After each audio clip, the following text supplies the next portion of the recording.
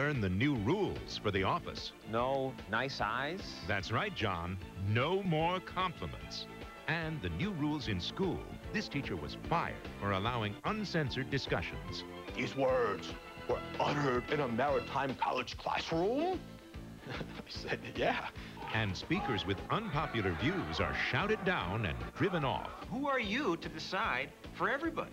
But should anything go? Even books that can give anyone the know-how to blow up a building? That's a fun book. Setting off explosives can be very recreational. This is your chance to find out how you really feel about your right to speak your mind. You can't say that. What's happening to free speech? With John Stossel. In America, over the past few decades, more people in power seem to have come to believe it's their job to stop dangerous speech or hateful speech. Sounds reasonable. Wouldn't that create a kinder, more civil society? But what really happens if you censor speech? Black power! And here's another problem. Who gets to decide which speech is stopped? You can't stop me from calling the white man the devil. Khalid Mohammed's a racist who, in the last 2 years, has organized rallies in Harlem he calls the Million Youth March. It wasn't a youth anything, it was a hate march. New York's mayor, Rudy Giuliani, said they could not march because they're a violent hate group. But oh, no good Giuliani is afraid of young black men and women hearing the message of black power. Harambe! Judges said the mayor had no right to stop the marches. One of 15 times the courts have overruled Giuliani. Mohammed's march went on, as did this rally by white racists. And when the mayor tried to stop this taxi protest, hundreds of cabbies just got out of their cars and marched into the city anyway. Giuliani is a danger to America. He's trying to tamper with the American Constitution. Giuliani wouldn't talk to us about this, but to give the mayor his due, the city's in great shape today. Crime's been cut in half, and the streets, where fewer people are screaming at us, are more pleasant. Most people like what Giuliani did, but some, like Robert Letterman, suggest it's not worth the cost. Real quality of life is not about not being bothered. It's about civil liberties. It's about freedom of speech. Letterman's a street artist who sells these pictures portraying Giuliani as Hitler, making New York into a police state. For doing this, says Letterman, he's been arrested dozens of times. You're going to arrest me for what exactly? Blocking the sidewalk. Officials say he was arrested for things like disorderly conduct, not for his artwork. But Letterman claims the cops told him it was because of his speech. While they're putting the handcuffs on me, they're saying, hey, you know, we're really sorry, Robert. We know you didn't do anything illegal, but that's our orders. Police wouldn't even comment on that. Now, Giuliani attributes much of the improvement in quality of life in New York to his enforcing laws which had long been ignored. Laws against vagrancy, aggressive panhandling, against those squeegee men who wash your car windows whether you want them washed or not. Letterman and others argue that those activities are forms of free speech, too. So Giuliani had no right to curtail them either. You know, people are happy that people aren't stopping us on the street and saying, spare change, spare change. We like that, and you're kind of like that. You're spreading your stuff around here. Actually, I'm taking up about 2 inches of the sidewalk on my own car. But to answer what you're saying, people like what Giuliani did. People liked what Hitler did. Does that make it right? The only reason I'm being arrested is because of the content of my message. The danger is that if government decides when people may speak, that can lead to tyranny. If you're going to criticize elected officials, you need freedom of speech because they command the police, they influence the courts. They're in a position to stop you from criticizing them. That's it. The police and the government have the guns and the power. That's why the Constitution says Congress shall make no law abridging speech. Anybody who remains will be arrested. Your demonstration permit has been suspended. The founders thought guaranteeing us a right to talk back to the powerful was the best way to preserve our freedom. So what if you want to criticize not just a mayor, but the whole government? Is it all right to burn the American flag? Is this free speech? These jerks who insist upon burning the flag. We can't allow the U.S. flag to be set on fire, spit on. Joint resolution proposing an amendment to the Constitution of the Three times the House has voted to ban flag burning. We are not limiting free speech, which is what the Bill of Rights talks about. We are limiting offensive conduct. By 3 votes, the Senate rejected the amendment, but in others, again under consideration. It would make demonstrations like this one a crime. What is it that constitutes being a criminal? Is it the size of the flag? I have a little tiny flag here, the size of a pea.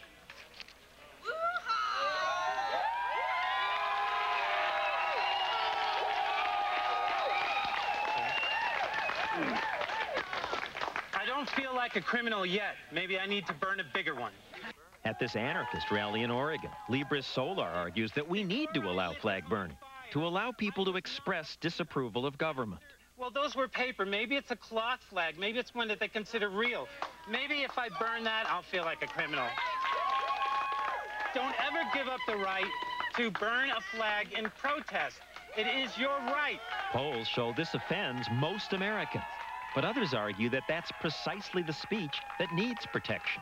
The real test is whether you support the right of people who you think are absolutely disgusting to talk. Even really stupid and obnoxious stuff has to be protected under the First Amendment. That's the price of a free society.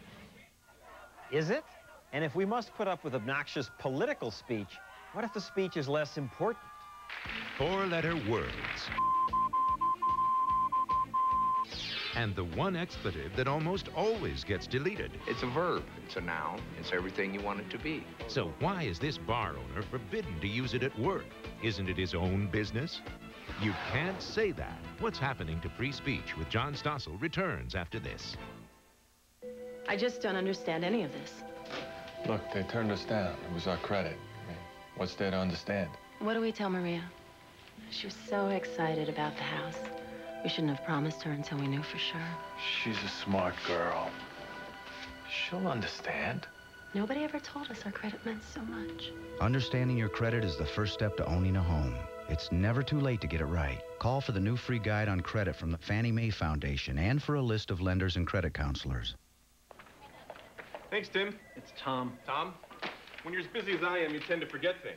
When it comes to office supplies, you got to be on the ball. That's why I like Staples.com. They send me emails reminding me when to stock up on the supplies I need to keep my office humming. It makes things easy.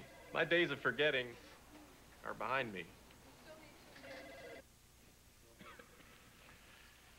Want to give him 10 more minutes?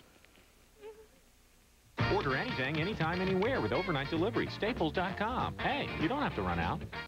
Good evening, sir. Your finest table? Reservation. Perhaps you'll find it under Washington. George Washington? Sir, that's only $1. Only $1. Don't you know that with 10-10-220, all calls up to 20 minutes are only 99 cents, and just 7 cents a minute after that. Plus, there's no monthly fee. Great rates and no monthly fee? All day, every day. Oh, oh, oh, oh. Walk this way. Dial 10-10-220. Combat Rangers. They're rough, they're tough, they're battle-tested. They're lean, mean fighting machines. When there's a battle to be won, Combat Rangers get the job done. Making backyards safe for democracy. Now, tell me why they're wearing dresses. The commander uniforms didn't arrive from China. That's because you picked the wrong shipping company. Next time, use the only U.S. Express shipper with direct routes from China, FedEx. Be absolutely sure. Matching night vision tiara sold separately. This Saturday at Sears, something you want is on sale. Guaranteed. Take 10% off practically everything, even sale prices, during our huge customer appreciation sale. Yep, the whole store is yours, so is the sale. You can't miss that. Saturday at Sears. Are you ready for the fat curl? Get One Coat Color and Curl Mascara from Almay. It doubles the size of lashes in one curling coat. No clumps. For fat, curlaceous lashes. No clumps in sight. Almay One Coat Color and Curl Mascara. Friday, kick off your Oscar weekend with America's favorite show. What's up? Millionaire is going to the Oscars. Our theater is packed and buzzing with anticipation, just like the real Oscars. The Academy Award edition of Who Wants to Be a Millionaire on a special night. Then this man has taken ordinary people and turned them into stars. You like traveling? Starting Friday, he'll try to do it again. You can be replaced quickly. The series premiere of Making the Band. It all starts Friday at 8/7 Central on ABC. Tonight on Nightline, they've tried to kill him. They call him the Godfather and the Devil. He's one of the richest power brokers in Russia, and when Boris Berezovsky talks, the Kremlin listens. You'll meet him tonight. You can't say that. What's happening to free speech continues. Here again, John Stossel. Words are powerful. Socrates was sentenced to death because his words supposedly corrupted youth. Some people argue that words are like bullets and can wound like bullets. I've been wounded. People regularly say hateful things about me. A newspaper called my work blather, said I was the long fingernails on the blackboard of television. On ABC's own webpage, people keep saying vicious things. This hurts my feelings. Don't I have a right not to have my feelings hurt? Well, no. These people are offended by a movie, Dogma. It's about, well, it's complicated. Oh, he's back. Matt Damon and Ben Affleck are angels who threaten the world. We were awaiting your arrival. Chris Rock plays a 13th apostle. And I've never heard of a 13th apostle named Rufus. George Carlin's a hustler priest. Fill them pews, people. This is blasphemous, say some Catholics. We didn't fight in the battlefields for this crap. We have to take this garbage? You shouldn't have to take it. We're not taking it. This is a hate crime. This is a hate crime. No question about it.